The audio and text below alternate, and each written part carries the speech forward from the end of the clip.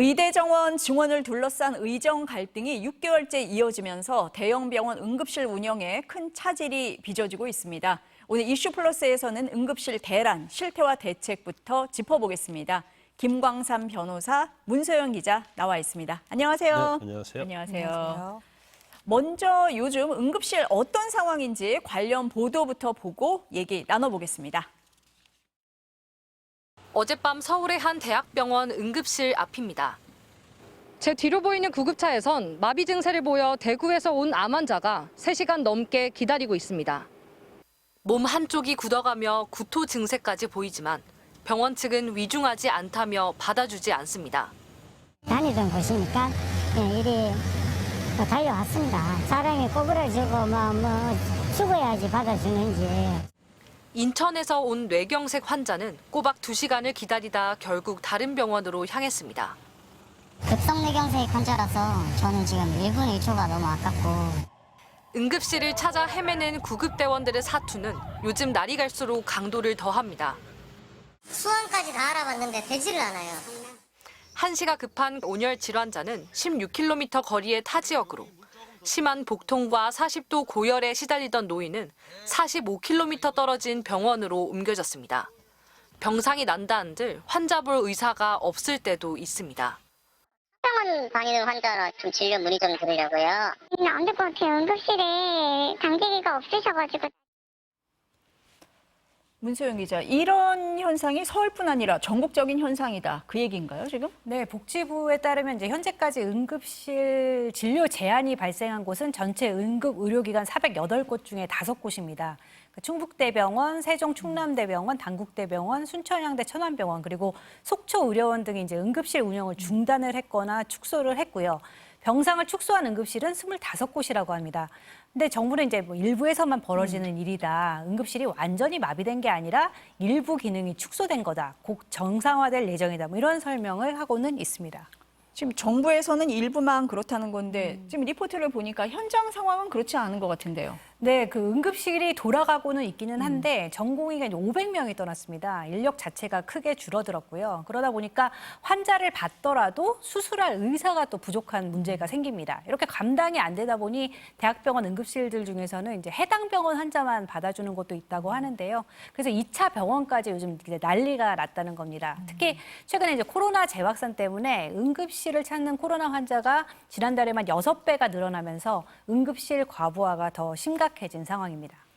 근데요, 변호사님, 이 전공의들 복귀하라고 정부에서 뭐 이런 대책, 저런 대책, 유화책 많이 내놨잖아요. 네. 근데 효과가 없는 것 같아요. 그래서 이제 많은 대책을 내놨는데 전공의들이 이제 복귀를 좀처럼 하고 있지 않아요. 그래서 일단은 뭐 면허 정지와 관련된 행정처분을 전공의가 뭐 복귀하든 복귀하지 않든 이것은 하지 않겠다고 하지 않았습니까? 더군다나 또 연속 전공의들 근무 시간이 36시간이었는데 이것도 24시간으로 단축을 또 시켜줬어요. 그리고 또 뭐 수련과 관련해서 어떤 보상, 어떤 수련 수당 자체도 뭐 분만이랄지 응급이랄지 이런 부분에 대해서는 상당히 높여주는 정책을 발표했거든요. 그런데 실질적으로 지금 전공의들의 어떤 출석률이 9%밖에 되지 않습니다. 그러게 말입니다. 그러면 91%의 전공의가 돌아오지 않았다는 거고요. 그다음에 이번에 이제 추가로 필수 의료 과목에 대해서 전공의를 모집했는데 단 6명밖에 하겠다고 지원을 했어요. 그러면 앞으로 이제 전공의들의 어떤 공백 상태는 그대로 갈 수밖에 없다. 그러면 사실 이제 앞으로 어떤 뭐 뾰족한 대책을 세우기는 어려울 것이다 이렇게 봐요. 단지 지금 문제가 되는 것 중에서 가장 큰 문제가 되는 것이 응급 의료와 관련된 부분이 아닙니까? 그렇죠. 그래서 이 응급 의료와 관련된 부분은 제일 중요한 것이 뭐 인력 확충이고요. 세 번째는 이제 응급 의료를 거부하는 상황이거든요. 그래서 이런 부분에서 여러 가지 이제 지침이랄지 대책을 지금 마련하고 있다고 하는데 아마 응급 의료 부분이 가장 먼저 대책이 좀 우선이 돼야지 않을까 싶습니다. 지금 앞에서 이제 보도를 봤는데도 이제 응급실 상황이 벌써 이렇게 좀 힘든 그런 심각한 상황 아니겠습니까? 근데 이런 와중에 정부가 의대를 졸업하고 곧바로 개원하는 걸 막겠다 네. 이런 대책을 내놨습니까? 네, 지금은 이제 의대를 졸업하고 국가시험에 합격을 하면 곧바로 이제 의사 면허를 받거든요. 그럼 이 의사 면허만 있으면은 수련이 전공, 그러니까 인턴 레지던트를 거치지 않고도 독립 진료를 할 수가 있습니다.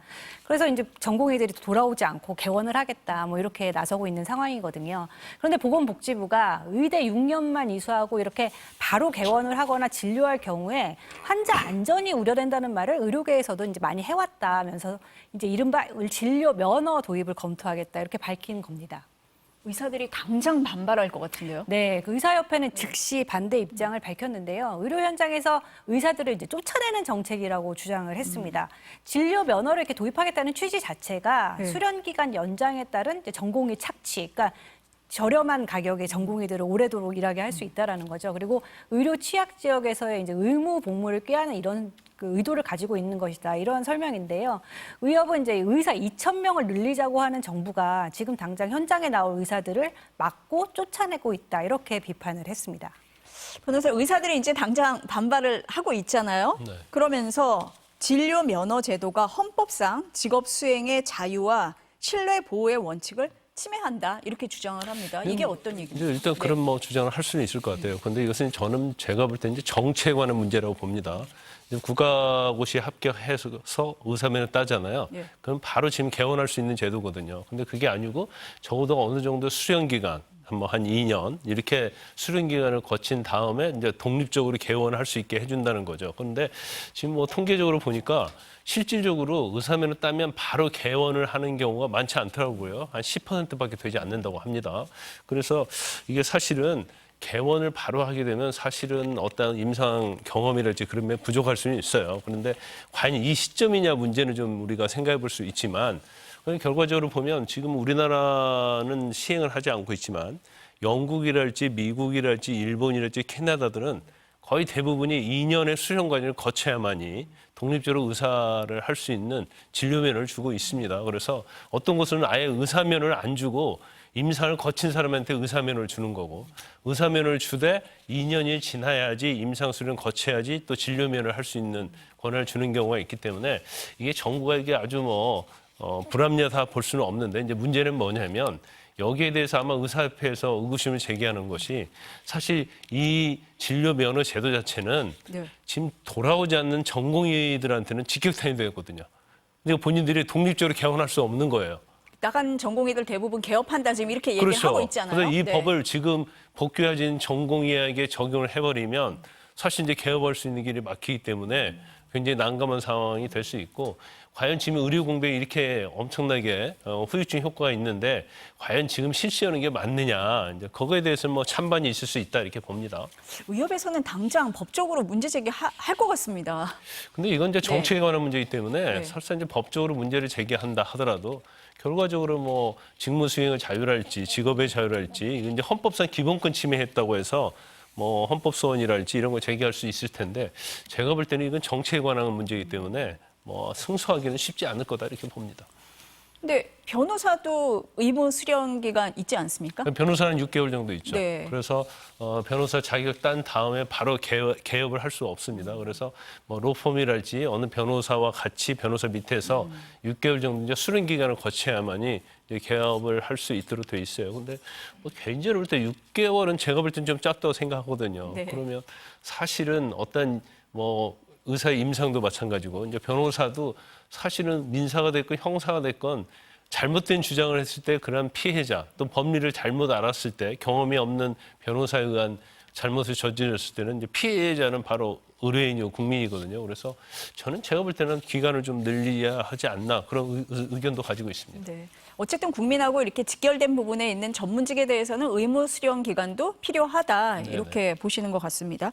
근데 당장 진료 면허 제도가 검토가 되더라도 의료 공백 사태가 해결되는 건 아니잖아요. 네. 정부 입장은 어떻습니까? 네, 정부는 이제 당장은 응급실 방문 환자의 이제 44%를 차지하고 있는 비응급 환자들을 이제 분산하겠다 이렇게 얘기를 하고요. 그리고 응급실 전문의의 진찰료를 100% 인상하겠다 이렇게 밝혔습니다. 또 공공병원 등의 이제 야간 또는 주말에 찾을 수 있는 발열 클리닉을 운영을 하고 또 협력병원을 지정을 해서 코로나 환자 입원 치료를 확대를 하기로 했는데요. 하지만 뭐 이런 대책들 뭐 어디선가 한 번씩 다 본 듯한 느낌이 있고요. 뭐 이런 것들이 응급실 과부하를 당장 해결하기는 좀 어려워 보입니다. 여기에다가 이제 의대생들은 2학기에도 복귀를 하지 않겠다 이런 상황이거든요. 그러면 이런 새로운 의료 인력 양성까지 이제 늦어지게 되면 이런 의료 공백 사태가 언제까지 어떻게 이어질지 좀 걱정이 큰 상황입니다. 환자들이 이 얘기를 들으면 굉장히 답답할 것 같습니다. 네. 네.